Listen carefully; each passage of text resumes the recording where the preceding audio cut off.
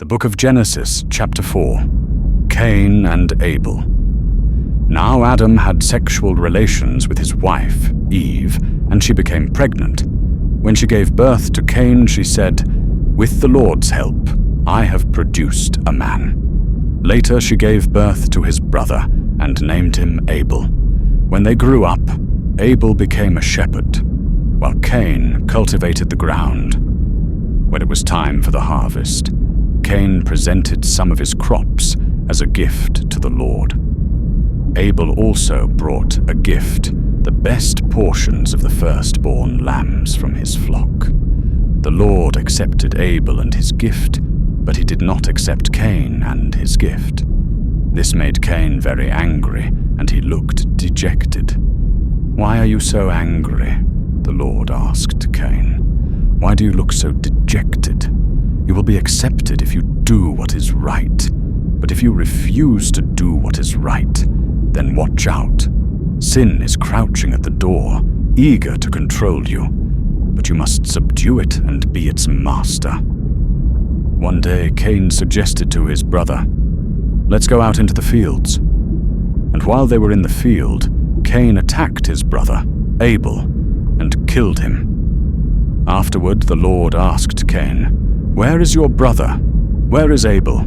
"I don't know," Cain responded. "Am I my brother's guardian?"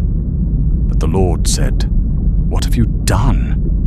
Listen, your brother's blood cries out to me from the ground. Now you are cursed and banished from the ground, which has swallowed your brother's blood. No longer will the ground yield good crops for you, no matter how hard you work. From now on you will be a homeless wanderer on the earth." Cain replied to the Lord, "My punishment is too great for me to bear. You have banished me from the land and from your presence. You have made me a homeless wanderer. Anyone who finds me will kill me." 15. The Lord replied, "No, for I will give a sevenfold punishment to anyone who kills you." Then the Lord put a mark on Cain to warn anyone who might try to kill him. So Cain left the Lord's presence and settled in the land of Nod, east of Eden. Cain had sexual relations with his wife, and she became pregnant and gave birth to Enoch. Then Cain founded a city, which he named Enoch, after his son. Enoch had a son named Irad. Irad became the father of Mehujael. Mehujael became the father of Methushael. Methushael became the father of Lamech. Lamech married 2 women. The first was named Ada, and the second was Zillah. Ada gave birth to Jabal, who was the first of those who raise livestock and live in tents. His brother's name was Jubal, the first of all who play the harp and flute. Lamech's other wife, Zillah, gave birth to a son named Tubal-Cain. He became an expert in forging tools of bronze and iron. Tubal-Cain had a sister named Naamah. One day, Lamech said to his wives, "Ada and Zillah, hear my voice. Listen to me, you wives of Lamech. I have killed a man who attacked me, a young man who wounded me. If someone who kills Cain is punished 7 times, then the one who kills me will be punished 77 times. Adam had sexual relations with his wife again, and she gave birth to another son. She named him Seth, for she said, "God has granted me another son in place of Abel, whom Cain killed." When Seth grew up, he had a son and named him Enosh. At that time, people first began to worship the Lord by name. The book of Genesis, chapter 5. The descendants of Adam. This is the written account of the descendants of Adam. When God created human beings, he made them to be like himself. He created them male and female, and he blessed them and called them human. When Adam was 130 years old, he became the father of a son who was just like him, in his very image. He named his son Seth. After the birth of Seth, Adam lived another 800 years. and he had other sons and daughters. Adam lived 930 years, and then he died. When Seth was 105 years old, he became the father of Enosh. After the birth of Enosh, Seth lived another 807 years, and he had other sons and daughters. Seth lived 912 years, and then he died. When Enosh was 90 years old, he became the father of Kenan. After the birth of Kenan, Enosh lived another 815 years, and he had other sons and daughters. One Enosh lived 905 years, and then he died. When Kenan was 70 years old, he became the father of Mahalalel. After the birth of Mahalalel, Kenan lived another 840 years, and he had other sons and daughters. Kenan lived 910 years, and then he died. When Mahalalel was 65 years old, he became the father of Jared. After the birth of Jared, Mahalalel lived another 830 years, and he had other sons and daughters. Mahalalel lived 895 years, and then he died. When Jared was 162 years old, he became the father of Enoch. After the birth of Enoch, Jared lived another 800 years, and he had other sons and daughters. Jared lived 962 years, and then he died. When Enoch was 65 years old, he became the father of Methuselah. After the birth of Methuselah, Enoch lived in close fellowship with God for another 300 years, and he had other sons and daughters. Enoch lived 365 years, walking in close fellowship with God. Then one day, he disappeared, because God took him. When Methuselah was 187 years old, he became the father of Lamech. After the birth of Lamech, Methuselah lived another 782 years, and he had other sons and daughters. Methuselah lived 969 years, and then he died.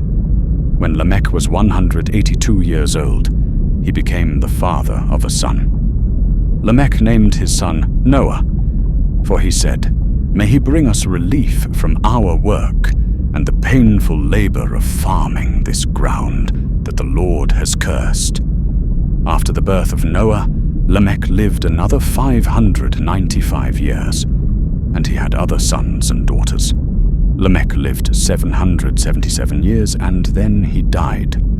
After Noah was 500 years old, he became the father of Shem, Ham, and Japheth. The Book of Genesis, chapter 6. The wickedness of mankind. Then the people began to multiply on the earth, and daughters were born to them.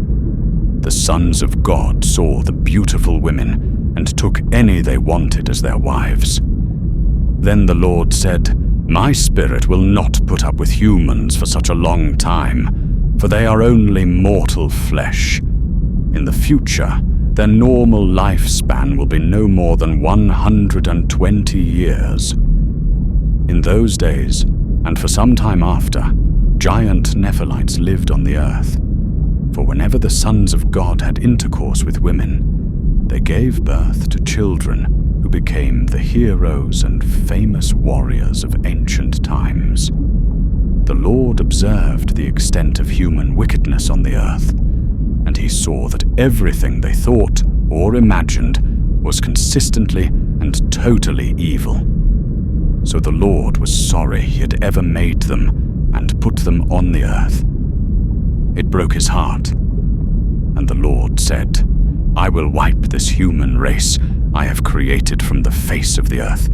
Yes, and I will destroy every living thing, all the people, the large animals, the small animals that scurry along the ground, and even the birds of the sky.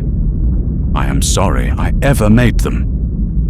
But Noah found favor with the Lord. Noah makes the ark. This is the account of Noah and his family. Noah was a righteous man, the only blameless person living on earth at the time, and he walked in close fellowship with God.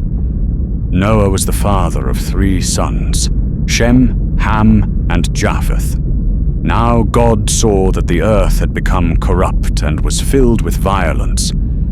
God observed all this corruption in the world, for everyone on earth was corrupt. So God said to Noah, "I have decided to destroy all living creatures, for they have filled the earth with violence. Yes, I will wipe them all out along with the earth. Build a large boat from cypress wood and waterproof it with tar, inside and out. Then construct decks and stalls throughout its interior. Make the boat 450 feet long, 75 feet wide, and 45 feet high. 16 leave an 18-inch opening below the roof, all the way around the boat. Put the door on the side and build 3 decks inside the boat, lower, middle, and upper. Look, I am about to cover the earth with a flood that will destroy every living thing that breathes. Everything on earth will die. But I will confirm my covenant with you. So enter the boat, you and your wife and your sons and their wives. Bring a pair of every kind of animal, a male and a female, into the boat with you to keep them alive during the flood.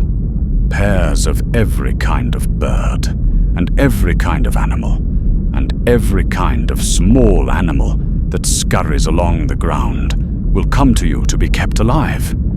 And be sure to take on board enough food for your family and for all the animals." So Noah did everything exactly as God had commanded him.